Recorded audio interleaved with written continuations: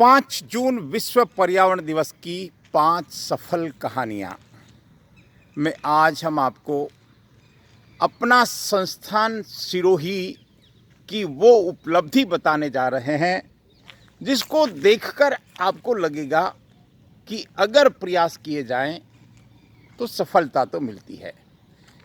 आज से ठीक 3 साल पहले अलग अलग स्थानों पर अपना संस्थान के मार्फत वृक्षारोपण हुआ था। मैं एक पेड़ को दिखाऊं, ये काफ़ी ऊंचाई को ऊपर पहुंच गया। मैं इस बोर्ड को भी दिखा दूं। अपना संस्थान ने 9 स्थानों पर सिरोही में प्रयास किया था। उनमें एक रावण दहन मैदान भी था। चूँकि ये रावण दहन मैदान या नेहरू पवेलियन मैदान और इधर हम देखें तो बग्गी खाना स्कूल, ये बग्गी खाना या गर्ल्स स्कूल कहलाती है ये। यहाँ लाइन से उस समय सैकड़ों वृक्षारोपण किया था। जैसे रावण दहन मैदान में ही लगभग 124 लगाए थे, पौधारोपण किया और उनको सहेजने का काम किया। और उसमें हमारे किशोर भाई का जो बरलूट निवासी किशोर भाई, उन्होंने इनको पानी पिलाने की जिम्मेदारी ली। शांतिलाल जी पुरोहित जो हमारे इस अपना संस्थान के जिला संयोजक थे, और नरेंद्र पाल सिंह जी सिरोही निवासी, प्रथमेश गार्डन जिनका चलता है, पतंजलि चिकित्सालय चलता है, वो भी इनके एक प्रमुख कार्यकर्ता के रूप में थे। और भी कई लोग थे, गणपत सिंह जी देवड़ा साहब, बिक सिंह जी भाटी साहब, विक्रम सिंह जी झाला साहब। इस तरह से अनेक लोगों का इसमें जुड़ाव था। ये हम आपको दिखा दें, रावण दहन मैदान के चारों तरफ इस तरह से वृक्षारोपण किया। सीधा सीधा अपना संस्थान का योगदान था। और इसमें चूँकि वृक्षारोपण के बाद जो सेकंड पार्ट होता है वो पानी पिलाने का होता है, और उसमें हमारे बरलूट चेन्नई निवासी श्री किशोर भाई शाह ने पानी पिलाने में बड़ी भूमिका निभाई। 3 साल में इन पौधों की काफ़ी अच्छी ग्रोथ हुई। हम इस 4 दीवारी के उस तरफ भी अगर देखें तो वहाँ भी लगभग 45 पौधे लगाए थे। गिनती के चूँकि सभी जगह ट्री गार्ड लगाने थे, एक निश्चित दूरी पर लगाने थे, तो उस तरह से वृक्षारोपण किया और प्रयास किया कि इनमें से एक भी पौधा ना मरे। और तदनुसार परमात्मा का साथ मिला, ईश्वर का साथ मिला। और कुछ एक स्थानों पर इसमें हम देखिए कई फैक्टर काम करते हैं। वृक्षारोपण के बाद में उन पौधों को सहेजना, उसमें 3 प्रमुख कार्य हैं। एक तो कोई पशु नुकसान ना करे जब तक पेड़ बड़ा नहीं हो जाए, दूसरा उसको पानी मिलता रहे, और तीसरा वो नष्ट ना हो किसी बीमारी से। तो उस परिस्थितियों में अगर ये सारी 3 परिस्थितियाँ किसी भी पौधे को मिल जाती है तो वो पौधा वृक्ष बन जाता है, निसंदेह वृक्ष बन जाता है। मैं इस पूरी अगर इसके चारों तरफ आपको दिखाऊं तो इस तरह से यहाँ भी है, नवीन भवन मैदान में भी है, राजकीय महाविद्यालय जहाँ हमने नंदनवन की कहानी आपको बताई थी, वहाँ भी वृक्षारोपण किया था, बस स्टैंड पे किया था, और भी अन्य स्थानों पर किया। और यहाँ पीछे गर्ल्स स्कूल में, अस्पताल परिसर में भी किया। संख्या अलग अलग जगह अलग अलग थी, लेकिन सफलता मिली। और ये सफल कहानियों में आता है। अपना संस्थान ने सुंदर कार्य किया। ये अलग बात है कि कोई भी संस्था लंबे समय तक, जिसे हम कह सकते हैं कि 3 साल पहले काफ़ी उत्साह से, इतना ही नहीं ज़िले भर में इनके अभियान चले थे, लेकिन चूंकि हम इस सिरोही के इस 8-9 स्थानों से हमारा सीधा जुड़ाव था, हम भी इस में कार्यकर्ता के रूप में थे, तो यहाँ इनकी देखभाल का जिम्मा था हमारे लिए, हमारे ऊपर। खैर कुल मिलाकर हम ये कहेंगे बहुत सारे लोग इस तरह के प्रयास करते हैं, सफलता मिलती है।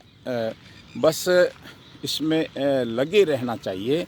ये वृक्ष और बड़े होंगे, बड़े होते जाएंगे, और जब ये पूरी तरह वृक्ष हो जाएंगे, उसके बाद ये मान के चलिए कि इनकी खूबसूरती लोगों को आकर्षित करेगी, एक प्रेरणा का काम करेगी।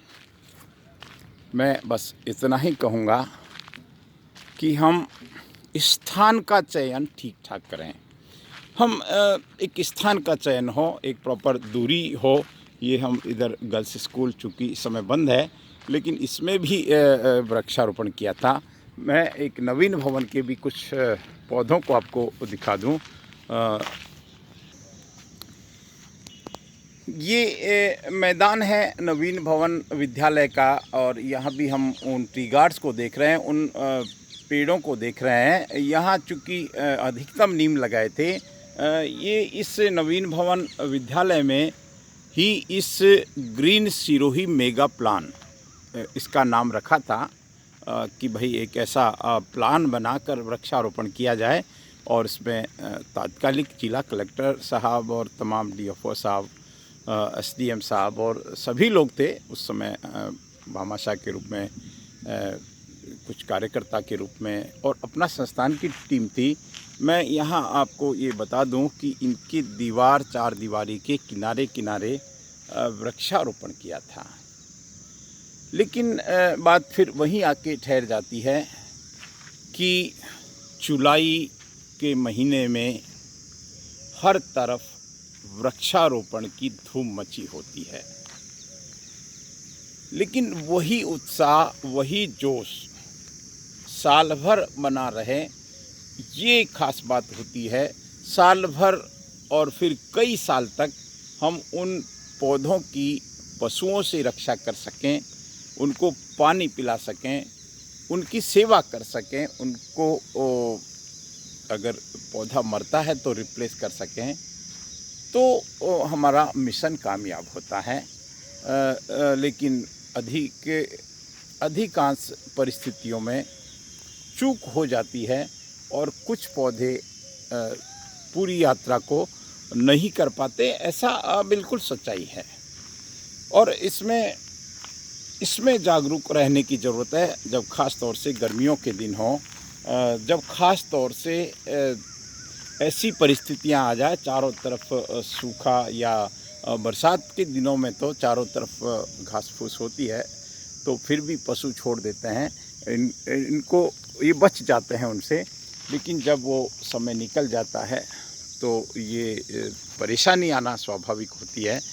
मैं आपको ये नवीन भवन मैदान है, यहाँ संभवतः कुछ पौधे मरे हैं, संभवतः उसके कई कारण हैं। उसमें ट्री गार्ड को नुकसान, ये भी एक कारण है। मैं आपको एक और नज़ारा दिखा के मेरी बात को विराम देता हूँ।